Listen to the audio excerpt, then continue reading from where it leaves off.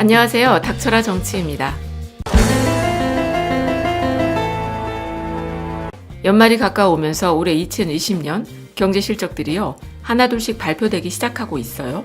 물론 아직까진 12월이 다 지난 게 아니라 보통은 11월까지의 실적을 바탕으로 통계들이 잡혀 있다는 점 꼭 유의해야 하실 것 같은데요.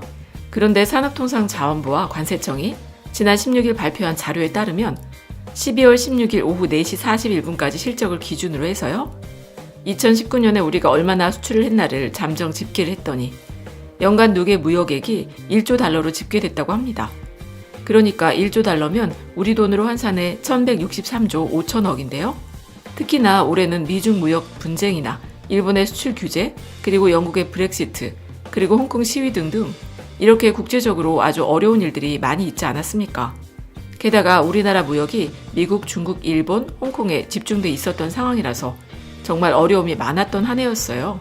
심지어 우리가 많이 수출하는 품목인 반도체랑 석유화학, 석유제품 업종의 글로벌 상황이 모두 부진했던 분위기였으니 진짜 엎친 데 겹친 격으로 아주 힘들었던 것이죠.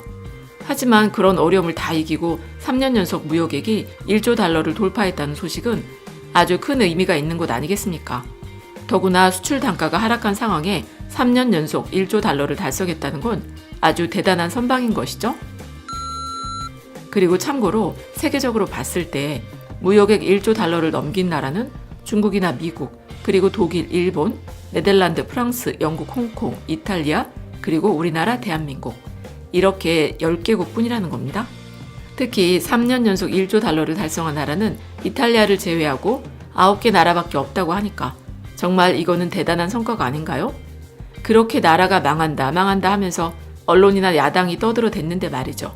심지어 빚더미에 허덕이고 있는 일본 누리꾼들도 자기 나라 걱정해야 될 상황에 일본 수출 규제 때문에 한국이 망한다 하면서 지소미아 없애도 된다고 아주 난리를 쳤었죠. 자기들 나라 빚 일경 5천조나 하루빨리 갚을 생각은 못하고 말이죠. 그리고 또 하나의 성과가 있는데 어제 산업부와 관세청에서요, 올해 무역액 1조 달러를 달성한 국가 중 제조업 기반의 무역 흑자국을 따져보면 중국이나 독일, 그리고 우리나라 이렇게 세 나라뿐이라고 하면서 최근 10년간 무역 규모의 증가 속도 측면으로 봤을 때 10대 무역국 중에서 중국, 홍콩, 미국에 이어서 우리나라가 네 번째로 아주 빠른 성장세를 나타내고 있다고 설명을 했어요. 그러니까 이렇게 여러 가지 대외 여건이 악화된 상황에서도 무역액 1조 달러를 달성할 수 있었던 이유가 뭐겠습니까? 바로 미국과 신남방의 거점 인도, 그리고 신북방 시장인 러시아에서요, 한국산 제품의 시장 점유율이 확대된 영향이라고 정부는 분석하고 있는데요. 그러니까 반도체 수출 단가 등이 하락을 하면서 수출 부진을 겪기는 했지만 물량을 늘리고 수출 시장을 다변화함으로 이 어려운 상황을 극복했다는 얘기 아니겠습니까? 그리고 실제로 보면요, 지난 11월 수출액은 441억 달러로 전년 동월보다 14.4%나 감소해 지난해 12월부터 12개월 연속 감소세를 이어갔는데요. 그 이유는 특히 반도체 수출액이 전년보다 30.8%나 감소한 영향이 컸어요. 그리고 석유화학이나 석유제품도 각각 19%, 11.9% 이렇게 감소를 했는데, 하지만 내년엔 반도체 가격이 상승하게 된다는 예측이 우세한 상황이고요. 또한 시가총액이 세계 1위 기업인 아람코와 국내 정유업체인 현대오일뱅크, 그리고 S오일 등이 손을 잡아서 석유제품 수출량까지도 늘어나지 않을까 기대하게 됩니다. 참고로 이 아람코라는 회사는 많은 분들이 알고 계실 텐데요. 사우디아라비아의 국영 기업이면서 최근에는 주식시장에 상장이 됐는데 시총으로 따지면 세계 1위인 엄청난 거대 기업입니다. 게다가 이 아람코라는 회사는 세계 석유시장의 10%를 점유하고 있는데요. 우리나라 정유업체들의 정유 능력도 세계에서 손꼽히는 정도니까요. 이렇게 세계 1위 기업인 아람코와 우리 기업들이 서로 손을 잡게 됐으니 우리나라로서는 안정적으로 원유를 공급받을 수 있고요. 아람코로서는 우리한테 수출한 원유를 효과적으로 정유할 수 있으니 그 시너지 효과는 커질 수밖에 없는 것 아닌가 기대하는 것이죠. 그리고 또 눈에 띄는 미래 먹거리 시장은 바로 방산 수출이 있는데, 국방기술품질원이 발표한 2019년 세계 방산 시장 연감에 따르면 2014년부터 18년까지의 세계 무기 거래량이요, 2009년부터 2013년보다 23% 증가했다고 하는데, 그 안에서 한국은 세계 11위 무기 수출국인 것으로 조사가 됐다고 합니다. 그러니까 상위 5개 수출국을 보면 미국이나 러시아 그리고 프랑스, 독일, 중국 순인데요. 이 5개 나라가 전체 무기 수출액의 75%를 차지한다고 하니까 아주 압도적인 무기 수출국이죠. 그런데 우리나라는 지난 2009년부터 2013년까지와 2014년부터 2018년까지의 무기 수출액을 비교해보면 무려 94%가 증가했다는 겁니다. 물론 2013년까지는 시장이 거의 형성되지 않았다고 봐야 하는 평가도 있지만 어쨌든 우리나라의 무기 주요 수출국을 보면은 최근에 관계가 급속도로 발전하고 있는 인도네시아와 이라크 그리고 영국이라고 합니다. 그러니까 우리 문재인 정부가 추진하고 있는 시장 다각화 정책에 발맞춰 수출도 늘어나고 있다는 거니까 앞으로는 우리나라의 방산이나 우주 산업까지도 함께 발전할 수 있는 상황이 왔다고 생각이 되네요. 그리고 이쯤이 되면요. 일본에서는 과연 얼마나 팔았나 또 궁금해지잖아. 우리나라를 하도 깔보고 괴롭혀대니까 궁금하지 않을 수가 없는 거 아니겠습니까? 그런데 애석하게도 일본의 수출 통계는 아직 11월까지밖에 집계가 안 됐다는 겁니다. 어쨌든 일본의 11월 기준 수출 통계를 보면요. 전년 동기와 대비해 수출액은 7.9%가 감소를 했어요. 그런데 수입액도 덩달아 15.7%나 감소했다는 겁니다.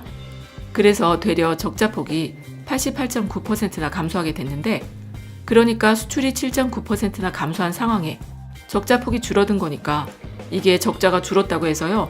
과연 좋은 거라고 말할 수 있는지 모르겠다는 것이죠. 참고로 일본은 중국이랑 미국에 대한 수출과 수입이 모두 다 줄어들게 되면서 영향을 좀 받은 걸로 보이고 있는데 우리나라와 무역 관계를 좀 살펴보면은 수출액은 3,896억 엔 정도로 하나로 약 4조 1,445억. 그래서 전년 동기 대비해 17%가 감소를 했고요. 수입액은 또 약 2,839억 엔, 하나로 따지면 약 3조 208억으로 전년 동기 대비 12%가 줄었다는 겁니다. 그러니까 아베 총리의 수출 규제 이후로 작년 대비 한국으로의 수출은 17% 감소하고 수입도 12%가 줄었다는 거예요. 그렇지만 여전히 일본은 우리나라에 대해서 무역 흑자를 거두고 있다는 건데요. 하지만 1조 1237억을 이득을 봤지만 전년 동기 대비에 따지면 27.2%로 감소한 수치라는 것이죠. 그리고 품목별로 보면은 자동차 수출액이 15억 6,200만 엔, 하나로 166억이었는데 작년 동기 대비에 88.5%나 급감했다는 겁니다. 그러니까 우리나라에서요. 일본 차가 세일을 많이 해서 그래도 잘 팔린다. 불매운동 같은 거 일본 차에는 별 영향을 못 준다. 번호판도 2자릿수 구형 번호판 달아준다고 하더라 하면서 이런 카더라 뉴스가 많이 돌아다녔죠. 그런데 뚜껑을 따보니 일본 재무성에서 발표한 수치는 바로 마이너스 88.5%. 마이너스 88.5%, 즉 한마디로 말해서 일본 차도 망했다는 것이죠. 그러니까 불매운동 대상이 된 기업들이 매출을 꽁꽁 숨기고 있는 이유가 뭘까 생각해보면요. 불매운동을 하고 있는데 매출이 떨어지지 않으면 사람들이 불매운동에 흥미를 잃게 될 거라고 생각하는 것 같은데 말하자면 불매운동의 동력이 사라지길 바라는 거 아니겠습니까? 그러니까 유니클로 같은 데도 잘 팔릴 때는 우리가 이렇게 잘 팔리니까 너도 하나 사야지 하면서 매출 발표를 하지만 반대로 잘 팔리지 않을 땐 얼마나 팔았는지 알지 못하게 꽁꽁 숨겨두는 것이죠. 그런 식으로 일본 자동차도 마찬가지로 문제없다, 잘 팔린다, 살 사람은 다 산다 하면서 우리 국민들이 불매운동에 관심을 꺼주길 바라는 모양인 것 같은데 하지만 일본 사람들이 이번엔 우리나라 고유의 뚝배기 맛, 돌솥 맛을 제대로 보게 된 것 아니겠습니까? 그러니까 이 맛있는 걸 끝까지 먹어보라고 뚝배기를 확 입에다 쑤셔 넣어야겠지요. 그리고 지난 12월 19일 일본의 대마도시 부시장 키리타니 마사노부 부시장이요. 제34회 한일관광진흥협의회에 참석을 했는데 대마도시 측에 따르면 올해 상반기 월 3만에서 4만 명대를 차지하던 한국인 입국자 수가 아베 수출 규제 이후에 7월엔 19,671명으로 줄어들더니 8월에는 또 7,586명으로 줄었고 9월에는 더 줄어서 3,080명으로 줄더니 10월에는 2,087명으로 급감했다는 겁니다. 그러니까 대마도시 입장에서 보자면 한국인들이 예전처럼 몰려오길 바라긴 했겠죠. 하지만 우리 깨어있는 국민들 입장에서 보면은 아직도 2,000명씩이나 놀러가는 게 더 놀라운 일 아니겠습니까? 아니 왜? 아직도 일본을 그렇게 놀러가고 있는지 참 이해가 안 되네. 방사능 관련 뉴스 같은 건 관심도 없나 봐요.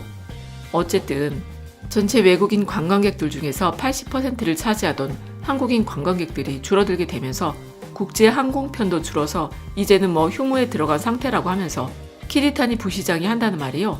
대마도의 국제 항로와 해로 그리고 관광지나 음식 등을 소개하면서 한국인들의 방문을 당부했다고 하는데, 아니 대마도 관광의 문제는 사실 일본의 수출 규제 문제가 아니었어도 언젠가 한 번은 터질 문제가 아니었나 싶은 게, 수출 규제 이전에 대마도 어느 식당에서는 한국인 출입금지 편말을 붙여서 실제로 한국인 여행객들이 그런 출입문 사진을 찍어서 SNS로 공유도 하고 했었죠.